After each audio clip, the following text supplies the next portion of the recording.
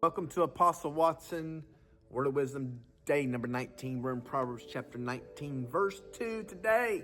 I'm excited to share this with you on this Friday because Friday is my favorite day of the week. In case you don't know that, you do now. And if you've been watching these videos, you should know that by now. But here is Proverbs 19, verse 2. It says, also it is not good, almost misquoted the scripture. It is not good for a person to be without knowledge. And he who hurries his steps errs. That is in the NASB version of the Bible. Hey, you know, if you've been reading Proverbs, you've been on these Apostle Watson Word of Wisdoms that we've been doing over the last almost a month now. We got the last 11 days coming up now, month of March. But here in Proverbs 19, verse 2, it talks about, you know, it's good to not have knowledge. And if you read through the previous 18 chapters, it talks about the lack of knowledge and how it's not good to not know things and to not apply the knowledge you have. And obviously it's not good to not know things. And we know from the scripture in Hosea 4:6, it says that God's people are destroyed for a lack of knowledge.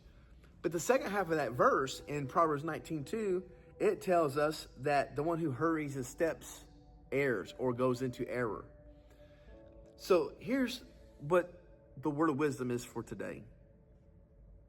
Your excitement, your zeal, your fervor in a matter will bring forth error without the knowledge. So many times we're excited about things, excited about our ministry, starting a business, and we want to go out there and we want to run and make it happen, but without proper knowledge, it's not good. We are destroyed for lack of knowledge. It is a dangerous thing to have zeal and excitement and fervor without the proper knowledge to back it up.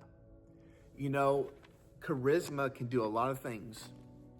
You know, like for example, in the ministry world, there's people that have charisma, gifting. They can wow people. They can wow a crowd with their gift, and people can be mesmerized by it. But I can't tell you how many people on the stage, even like particularly even worship leaders that have a gift on the stage but don't know their Bible. They don't have the knowledge they need. And over time you find out, guess what? There's things that are being destroyed through their quote unquote ministries because they don't have the knowledge to back up the excitement, the fervor, the gift that they have. You know, my apostle Jojo Dawson, he often says about, you know, if you read so many books a year, you're like a certain percentage ahead of everybody in your field. If you like read like 1 or 2 books a month, I forget how many it was. I think I should know it by now. Maybe I've let the knowledge slip through my mind, and I begin to think about that and different areas I've been a part of, like with roofing industry and, you know, having my own cleaning business now and still in the roofing side of things. And, you know, what have I done? You know, how much knowledge have I acquired through that to advance in my field, or am I just going off of gift, charisma, and excitement? Like earlier today, there was this huge roof, and it had there was a windstorm that had come through, and it just rolled back this metal roof, like it literally, like it just. You ever seen those deals like a tuna can or a sardine can where the top metal piece just kind of rolls back? It looks like it just rolled up like a I don't know, rolled up like a sleeping bag almost, you know? If you've ever rolled a sleeping bag, you know what that looks like. But it just kind of rolled it up, and that's what that roof looked like. And I was so excited about going to talk to the owner. Like I think I may have sounded kind of dumb, but this guy's probably like, who is this guy? And, you know, where are you from? Like, I'm from Hot Springs. And so anyway, but the thing is I had excitement, I had zeal.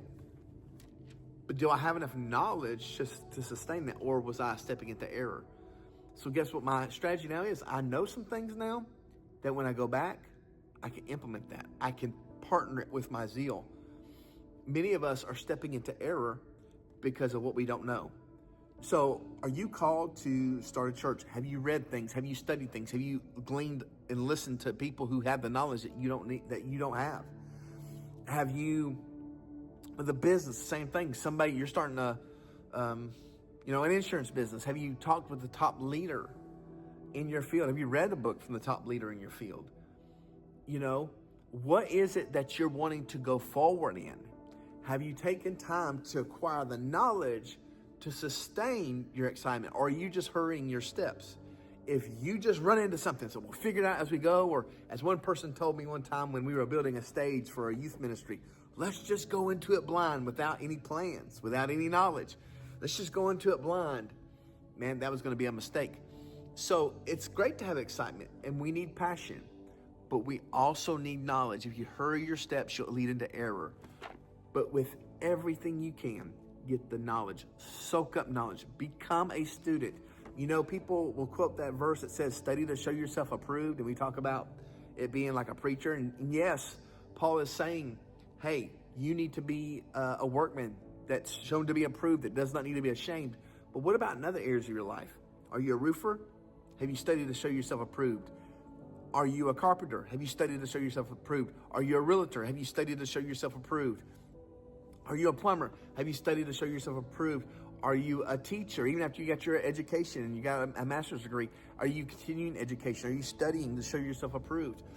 You know, many people want to be approved, but they're not willing to study to be approved. And so today, get the knowledge you need to move forward. Listen, I'm just going to read it again. It is not good for a person to be without knowledge. So get the knowledge you need, because knowledge is power. And that is Apostle Watson's Word of Wisdom. A little bit longer video today. And guys, I'll see you tomorrow on Saturday.